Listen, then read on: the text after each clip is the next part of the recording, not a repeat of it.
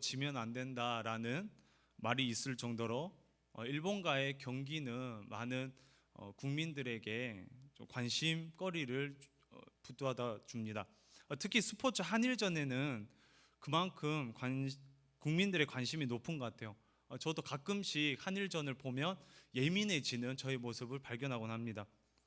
작년 2005년 프리미어라는 야구 경기를 했던 적이 있었어요.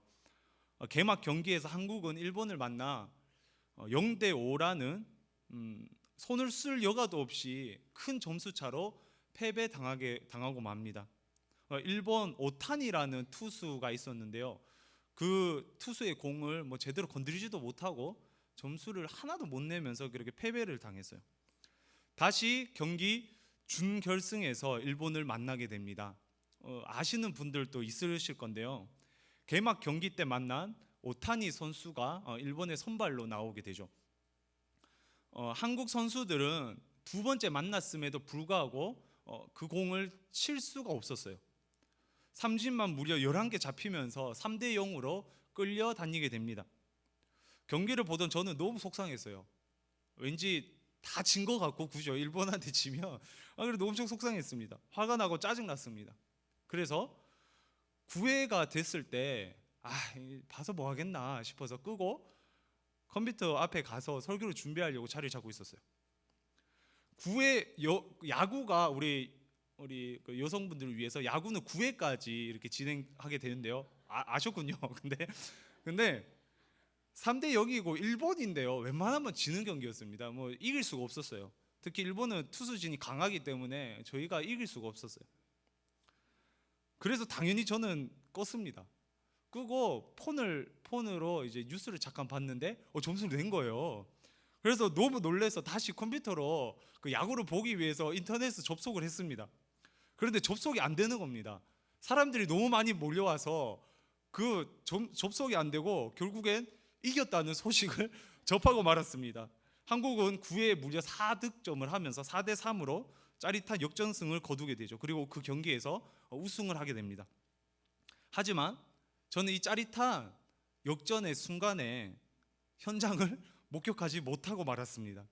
그냥 하이라이트로 보게 되었죠. 왜 못 본 줄 아시나요, 여러분들? 저에게 한국 대표팀에 대한 믿음이 없었어요. 그들의 능력을 제한했습니다. 그래서 승리의 순간을, 그 기쁜 순간을 놓치고야 말았던 것입니다. 제한하다, 일정한 한도를 정하거나 그 한도를 넘지 못하게 막다라는 뜻이 있습니다. 저는 한국 대표팀의 능력에 대한 한도를 정했어요. 저 나름대로 한도를 정하고 그 능력의 한도를 넘지 못하게 저 스스로를 눈 감아 버렸습니다. 그 결과 승리의 순간에 함께 동참하지 못했던 거예요. 참 무서운 것은요, 신앙생활에도 가끔씩 하나님을 제한하게 되는 경우가 있다라는 것입니다. 한국 대표팀의 실력을 제한했을 때 승리의 그 순간에 동참하지 못했던, 승리의 순간을 만끽하지 못했던 것처럼요, 우리 기독교인들이 하나님의 능력을 제한할 때 승리의 하나님을 경험할 수가 없습니다. 성경 본문으로 들어가 봅시다. 16절인데요. 우리 함께 읽어보도록 하겠습니다. 이스라엘은 완강한 암소처럼 완강하니 이제 여호와께서 어린 양을 넓은 들에서 먹임같이 그들을 먹이시겠느냐. 이스라엘을 뭐라고 표현하고 있죠? 완강한 암소라고 표현합니다. 다른 성경을 보면요, 뒷걸음질 치는 암소라고 표현되어 있어요. 주인된 하나님께서 암소 같은 이스라엘 백성들을 막 이끌려고 합니다. 이렇게 이끌려고 하는데 뒷걸음질 치면 어떻게 되나요? 암소가 뒷걸음질 치면서 힘을 주면 끌려가지를 못해요. 완강하다, 그 자리에 꾹 버티면서 그 인도함을 받지 않는 모습을 이스라엘이 그렇게 인도함을 받지 못하다라고 표현하고 있습니다. 이스라엘 백성들은요, 온 힘을 다해 하나님이 인도하시는 그 역방향으로 역주행하고 있었어요. 그래서 뒷걸음질 친다라고 표현되어 있습니다. 더 이상 이스라엘은 하나님의 어린 양이 아니었습니다. 더 이상 하나님께서는 자신의 인도함을 받지 않는 그 이스라엘을 보고 말았죠. 그랬더니 어떻게 되나요? 16절 하반절 말씀에서요. 어린 양을 넓은 들에서 먹인같이 그들을 먹이시겠느냐. 하나님께서 그들을 먹이시지 않는다라는 거죠. 하나님께서는 더 이상 뒷걸음질 치며 힘을 쓰면서 하나님의 그 인도하심을 받지 않던 그 이스라엘 백성들을 먹이지 않으세요. 17절입니다. 함께 읽어보도록 하겠습니다. 에브라임이 우상과 연합하였으니 버려두라. 에브라임은요, 북이스라엘을 대표하는 지파입니다. 북이스라엘 이야기할 때 에브라임이라는 이야기를 많이 합니다. 하나님께서 북이스라엘을 어떻게 한다고요? 말씀에서 버려둔다. 왜 버려두나요? 우상 숭배했기 때문에. 하나님께서는요, 더 이상 이스라엘 백성들을 책임져 주지 않으세요. 버려둡니다. 더 이상 하나님께서는 그들에게 역사하시지 않습니다. 저와 여러분들 그리고 이스라엘 백성들은요, 하나님께서 그 이스라엘 백성들에게 어떻게 역사하셨는가를 똑똑히 알고 있었어요. 여러분들 어떻게 역사하셨나요? 완악한 그 바로왕 앞에 10가지의 재앙을, 그것도 초자연적인 재앙을 보여주면서 그들을 인도하셨습니다. 홍해와 요단강을 가르셨어요. 광야 40년 동안 하루도 빠짐없이, 정확하게 말하면 일주일에 하루를 빼놓고, 그리고 만나와 메추라기를 마음껏 내려주셨습니다. 여리고라는 크고 단단한 성벽을 만났을 때 돌기만 했는데 무너지는 그 엄청난 기적을 보여주세요. 다윗이라는 그 청소년은 어릴 때 골리앗을 쓰러뜨립니다. 하나님께서는 이스라엘을 통하여 역사하셨습니다. 그리고 하나님께서는 이스라엘을 위하여 역사하셨습니다. 하지만 더 이상 역사하지 않는다고 말씀하세요. 이스라엘을 위해서 역사하시던 하나님은 이제 더 이상 그들을 먹이시지 않습니다. 이스라엘을 통해서 역사하시던 하나님은 이제 그들을 버리고 맙니다. 하나님의 무한하신 능력은 그들 앞에서 제한되게 됩니다. 이스라엘을 위해서 그리고 이스라엘을 통해서 역사하신 하나님, 그 전능하신 능력의 하나님, 하지만 더 이상 하나님의 능력은 볼 수 없게 될 것이라고 호세아 선지자는 선포하고 있습니다. 그런데 왜 이제 그 능력을 볼 수 없게 되었나요? 하나님의 능력이 사라졌나요? 아니에요. 하나님의 능력은 여전히 어제나 오늘이나 동일하게 전능하신 하나님인 줄 믿습니다. 누가 문제인가요? 바로 이스라엘 백성이 문제였던 것입니다. 그 원인을 성경에서는 총 3가지 찾아볼 수 있는데요. 첫 번째입니다. 호세아 5장 4절 말씀인데요. 우리 조금 더 밑에 가서 함께 읽어보도록 하겠습니다. 그들의 행위가 그들로 자기 하나님에게 돌아가지 못하게 하나니 이는 음란한 마음이 구속에 있어 여호와를 알지 못하는 까닭이라. 이스라엘 백성들에게는요, 음란한 마음과 행위가 있었습니다. 악한 행동이 있었어요. 다시 말해 이스라엘의 음란한 마음과 악한 행동 때문에 하나님께서는 역사하지 않습니다. 첫 번째, 이스라엘의 죄가 하나님을 제한하게 만들어 버립니다. 두 번째, 함께 읽었던 5장 4절 하반절 말씀인데요, 여호와를 알지 못하는 까닭이라 라고 되어 있어요. 이스라엘은 더 이상 능력의 하나님을 알지 못했습니다. 그들에게 하나님은 능력의 하나님이 아니었습니다. 옛날 오래된 역사 속의 하나님이었지 지금 임하시는 그 하나님이 아니었다라는 말씀이죠. 두 번째, 이스라엘 백성들은 알지 못했기 때문에 하나님을 제한하게 만들었습니다. 세 번째입니다. 5장 13절 말씀인데요, 우리 뒷장 한 장 더 넘겨서 함께 읽어보도록 하겠습니다.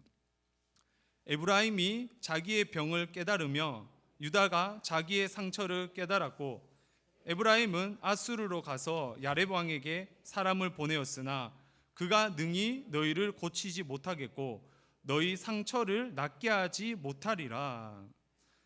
이스라엘은 병을 깨닫게 됩니다. 그런데 누구를 찾아가나요? 아수르로 가서 아렙 왕에게 사람을 보내었으나 아수르에게 갑니다. 아수르는 그 당시 최강대국이었어요. 눈에 보이는 엄청 크고 넓은 땅을 가진 최강대국이었습니다. 북이스라엘이 병을 깨닫고 나서 찾아가야 됐던 것은 누구였습니까? 하나님이었어요. 전능하신 하나님에게 찾아가야 했습니다. 그런데 그들은 아수르에게 찾아갑니다. 어쩌면 인간적인 눈으로 힘을 가진 아수르를 찾아가는 것은 당연해 보입니다. 하지만 이스라엘은 능력의 하나님, 전능하신 하나님, 그 하나님에게 찾아갔어야 됐었어요. 세 번째로 다른 것에 의지한 이스라엘 백성들에게 하나님은 제한되어 버렸습니다. 이스라엘의 하나님의 능력이 사라진 것이 아니었어요. 이스라엘은 죄를 지었습니다. 이스라엘은 하나님의 능력을 알지 못했습니다. 이스라엘은 다른 것을 의지합니다. 하나님의 능력이 사라진 것이 아니라 이스라엘이 하나님의 역사를 제한시켰습니다. 이런 이스라엘의 불신앙 때문에 하나님께서는 더 이상 일하시지 않으세요. 그들은 하나님을 제한했습니다. 제한하다, 일정한 한도를 정하거나 그 한도를 넘지 못하게 막다. 여러분들, 저와 여러분들의 하나님에게 한도가 있을까요? 없어요. 하지만 이스라엘 백성들은 자기 스스로 한도를 만들어 놓고 자기를 고치지 못할 것이라고, 자기의 나라에 역사하지 않을 것이라고 판단하고 하나님에 대해서 정확하게 알지 못하며 하나님 외에 다른 것을 의지하며 살아가기 시작합니다. 이스라엘이 하나님을 제한시켜 버립니다. 저와 여러분들의 삶의 현장은 어떻습니까? 이스라엘과 같을 때가 많지 않습니까? 저와 여러분들의 잘못된 행위와 음란한 마음이 하나님의 역사를 방해하게 만든다는 거예요. 더 이상 우리가 하나님을 의지하지 않을 때 하나님께서는 더 이상 우리의 삶의 현장에 역사하시지 않으십니다. 우리가 이 문제를 해결할 것이다, 하나님께서 이 문제를 해결해 주실 것이다 라는 그 확신이 없을 때, 하나님에 대한 지적인 능력이 사라졌을 때 더 이상 하나님은 역사하지 않으세요. 우리들의 삶의 현장에 전능하신 하나님의 역사하심이 없다면 하나님께서 능력이 없어진 것이 아닙니다. 우리가 하나님의 능력을 제한하고 있는 것입니다. 이스라엘 백성들은 광야 40년 생활 후 약속의 땅 가나안 땅으로 가게 됩니다. 그리고 그곳에서 가나안 땅 사람들과 전투를 하게 됩니다. 가나안 땅 첫 번째 전투에서 하나님께서는 크게 역사하십니다. 하나님께서는 이스라엘을 통하여 역사하시기 원하셨어요. 하나님께서는 이스라엘을 위해서 역사하시기 시작하셨습니다. 하나님은 전능하셨습니다. 돌기만 했는데 그 크고 위대한 성벽이 순식간에 무너지게 됩니다. 하나님의 능력은 이렇게 위대합니다. 하지만 그 후 며칠 후 아이 성에게 공격을 갑니다. 이스라엘 백성들은 교만했습니다. 잘 알다시피 전리품을 숨기는 죄까지 있었습니다. 작은 성 아이는 쉽게 무너질 줄 알았습니다. 하지만 호되게 당하게 됩니다. 하나님께서는 그들의 손에 승리의 깃발을 주시지 않았습니다. 하나님께서 능력이 없어서 패한 것이 아니었어요. 이스라엘의 죄 때문에 하나님께서는 일하시지 않으셨습니다. 이스라엘이 하나님의 그 능력의 하나님을 제한시켜 버렸습니다.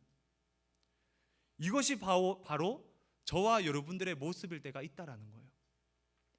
우리의 죄 때문에, 우리의 고집 때문에, 우리의 뒷걸음질 때문에 하나님께서는 더 이상 우리의 삶의 현장에서 일하시지 않습니다. 하나님의 능력이 부족해서가 아니에요. 하나님께서 우리의 삶에 관심 없으신 게 아닙니다. 우리가 하나님의 능력을 제한시킨 것입니다. 우리 더 이상 제한시키지 맙시다. 전능하신 하나님을 신뢰하고 그 믿음으로 살아갑시다. 그 신앙을 가질 때 전능하신 하나님께서는 저와 여러분들의 삶의 현장에서 역사하실 것입니다. 사라는 나이가 많아 늙었습니다. 그녀는 노쇠하였고 남편 아브라함도 마찬가지였습니다. 하나님께서는 그녀에게 나타나셨습니다. 그리고 아이를 줄 것이라고 말씀하시죠. 우리가 잘 알다시피 사라는 믿지 않습니다. 사라가 믿음이 없는 것이 아닙니다. 당연히 믿을 수 없는 일이었습니다. 하지만 하나님께서는 말씀하십니다.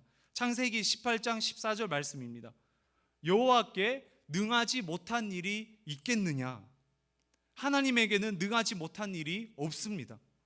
마리아는 처녀입니다. 그녀는 결혼하지 않았습니다. 약혼한 남자가 있었지만 결혼하기 전이었어요. 그녀는 남자를 몰랐습니다. 하나님께서 천사를 보내서 그녀에게 말씀하십니다. 그리고 아이를 줄 것이라고 말씀하셨죠. 우리가 잘 알다시피 마리아는 믿지 않았습니다. 마리아가 믿음이 없는 것이 아니었습니다. 당연히 믿을 수 없는 일이었어요. 하지만 하나님께서는 말씀하십니다. 누가복음 1장 37절 말씀, 대저 하나님의 모든 말씀을 능하지 못하심이 없느니라. 아멘. 하나님께서는 늙은 사라를 통하여 이스라엘을 만들어 가십니다. 하나님께서는 마리아를 통하여 예수 그리스도를 보내주십니다. 하나님께서 하신 것이에요. 늙은 사라와 마리아의 능력이 아니었습니다. 오직 하나님의 능력이었습니다. 우리 하나님은 전능하시기 때문입니다. 이 능력의 하나님께서 저와 여러분들의 하나님이신 줄 믿습니다. 능치 못함 없는 하나님께서 우리 신일교회의 하나님이십니다. 성경에서는요, 하나님의 이름이 여러 가지가 나와요. 특별히 전능하신 하나님을 엘샤다이라고 합니다. 엘은 하나님이고요, 샤다이라는 말은요, 가슴이라는 그 어원을 가지고 있다고 해요. 사다이라는 말을 쓰인 성경을 보면 좀 채워주시는, 그리고 충족되는 이런 의미가 있습니다. 가슴으로 품고 안아준다라는 의미를 가지고 있다는 거죠. 전능하신 하나님이라는 말은요, 세상을 창조하시고 세상을 다스리시고 세상을 무한하게 통치하시는 그 하나님이라는 의미가 있는데, 그 의미로 끝나는 것이 아니라는 거예요. 한 사람 한 사람의 가슴으로 안아주시는 하나님의 마음, 채워주시는 하나님의 마음. 전능하신 하나님이라서 크고 무섭고 위대하신 그 우주 밖에, 우주를 초월해서 역사하신 하나님이 아니라 저와 여러분들의 삶의 현장에서 채워주시고 그 능력은 한 사람에게 보여주신 하나님, 그것이 바로 엘샤다이, 전능하신 하나님이라는 의미라고 말씀하고 있습니다. 하나님은요, 저와 여러분들에게 전능하신 분이십니다. 엘샤다이, 전능하신 하나님께서는요, 한 사람 한 사람의 삶의 현장에서 일하시고 계세요. 사랑하는 신일 성도 여러분들의 삶의 현장에는 어떤 하나님께서 역사하십니까? 태양을 통치하시고 달을 통치하시고 별과 이 세상을 만드신 하나님만 통치하시나요? 아니면 삶의 현장에서 전능하신 하나님, 가슴으로 우리를 품어주시고 안아주시고 역사하신 하나님, 그 하나님의 역사하심이 있나요? 제한된 하나님의 아니, 능치 못하신 하나님이 역사하시는 삶의 현장 되시기 간절히 소망합니다. 성경에서는 하나님과 그의 자녀들을 여러 가지 표현으로 나타내고 있습니다. 아버지와 아들, 남편과 아내, 왕과 백성, 주인과 종, 이런 여러 가지 표현들이 나오고 있는데요, 그중 시편 23편에는 목자와 양이라는 그런 표현으로 그 하나님과 성도의 그 삶을 묘사하고 있습니다. 시편 23편은 다윗이 적었습니다. 다윗은 하나님을 목자로 표현합니다. 목자 되신 하나님은 어떤 분이셨나요? 목자 되신 하나님은 다윗을 푸른 풀밭과 쉴만한 물가로 인도하시는 분이십니다. 목자 되신 하나님은 의의 길로 인도하시는 분이십니다. 그러기에 목자 되신 하나님의 인도함을 받으면 되는 것이었습니다. 북이스라엘처럼 완강한 암소, 뒷걸음질 치는 암소가 아니라 목자의 인도함을 받으면 된다라는 것이죠. 다윗의 삶은 항상 평탄하지 않았습니다. 그는 사망의 음침한 골짜기에 놓여 있을 때가 너무나도 많았어요. 그는 형들에게 밀려 시골 목동으로 살아갑니다. 사울 왕에게 질투를 사게 되며 도망자로 지내게 됩니다. 왕이 되었을 때는 아들 압살롬의 반란에 도망하며 도망자의 신세로 전략하게 됩니다. 그의 앞에는 사막의 음침한 골짜기가 항상 있었어요. 그러나 해를 두려워하지 않아요. 왜 그런가요? 전능하신 하나님이 자신의 목자가 되시기 때문에, 주님께서 함께 하시기 때문에, 주의 지팡이와 막대기가 자기를 돌보아 주시기 때문에 그는 두려워하지 않을 수 있었습니다. 전능하신 이스라엘의 하나님은요, 전능하신 이스라엘을 통치하시는 하나님은 시골 목동 다윗과 함께 하시는 하나님이었던 것입니다. 하나님은 다윗의 최고의 목자였던 것입니다. 동일하게 저와 여러분들에게 목자 되십니다. 능치 못함 없는 목자, 언제나 따뜻한 가슴으로 저희들을 채워주시는 목자, 완강한 암소처럼 버티고 있는 듯 우리들의 모습이 느껴질 때가 있을 줄 압니다.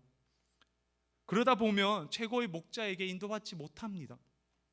조금 부족해도, 조금 연약해도 하나님의 인도하심을 받는 저와 여러분들 되시기 간절히 소망합니다. 하나님께서는 지금도 여전히 우리를 위해 일하시기 원하세요. 그 능력의 하나님은 자신의 백성을 위해서 일하시고 자신의 백성을 통해서 일하십니다. 우리의 연약함 때문에 하나님을 제한하지 맙시다. 이런 능력의 하나님을 제한하지 말라는 구약의 메시지가 신약 시대를 넘어 2016년도를 살아가는 저와 여러분들에게 어떤 의미가 있을까요? 요한복음을 통해 저는 그 의미를 찾아봤습니다. 예수님께서는 저와 여러분들을 세상에 보내셨어요. 요한복음 17장 18절 말씀입니다. 함께 읽어보도록 하겠습니다. 아버지께서 나를 세상에 보내신 것 같이 나도 그들을 세상에 보내었고, 그리스도인들은 세상에 보낸 바 됩니다. 마치 구약시대 이스라엘 백성들이 제사장 나라로 임명되어 열방에 복음을 전하는 그 나라로서 사명을 받았던 것처럼 저희들은 동일하게 북이스라엘처럼 하나님의 그 이름을 전할 사명을 받은 자입니다. 이렇게 세상에 보낸 바 되는 그리스도인들에게 어떤 약속을 하셨습니까? 16장 33절인데요. 함께 읽어보도록 하겠습니다. 이것을 너희에게 이르는 것은 너희로 내 안에서 평안을 누리게 하려 함이라. 세상에서는 너희가 환난을 당하나 담대하라. 내가 세상을 이겼노라. 아멘. 예수님께서는 이미 세상을 이기셨습니다. 전능하신 성자 하나님께서 이미 이기셨습니다. 저와 여러분들에게는 승리하신 하나님, 우리의 영적인 전투에서, 우리의 삶의 현장에서 승리하신 그 하나님에 대한 확신이 필요한 줄 믿습니다. 우리는 패배해요. 하지만 하나님과 함께 있기에 우리는 승리하는 삶을 살 수 있습니다. 그분은 우리들의 삶의 현장을 통하여 일하실 것입니다. 하나님을 제한하는 신앙인이 아닌 승리의 하나님, 능력의 하나님을 마음껏 경험하는 여러분들, 저와 여러분들 되시길 간절히 소망합니다. 말씀 맺도록 하겠습니다. 호세아 시대 하나님께서는 더 이상 북이스라엘을 먹이시지도 지키시지도 않으셨습니다. 그것은 하나님의 능력이 없음이 아니었습니다. 이스라엘의 죄, 하나님에 대한 지식 없음, 그리고 하나님이 아닌 다른 것, 아수르를 의지해서, 그래서 그들의 무능력함 때문에 하나님의 능력이 제한되었습니다. 우리들의 삶의 현장에서 더 이상 하나님을 제한하지 맙시다. 능력의 하나님을 믿고 간절히 요청합시다. 하나님은 이미 승리하셨습니다. 승리의 하나님이 저와 여러분들의 하나님이십니다. 그렇게 했을 때 세상을 만드신 하나님, 세상을 통치하신 하나님, 그리고 저와 여러분들을 안아주시는 하나님, 그분이 저와 여러분들의 삶의 현장에서 역사하게 될 거라 확신합니다. 우리 함께 기도하도록 하겠습니다. 들은 말씀을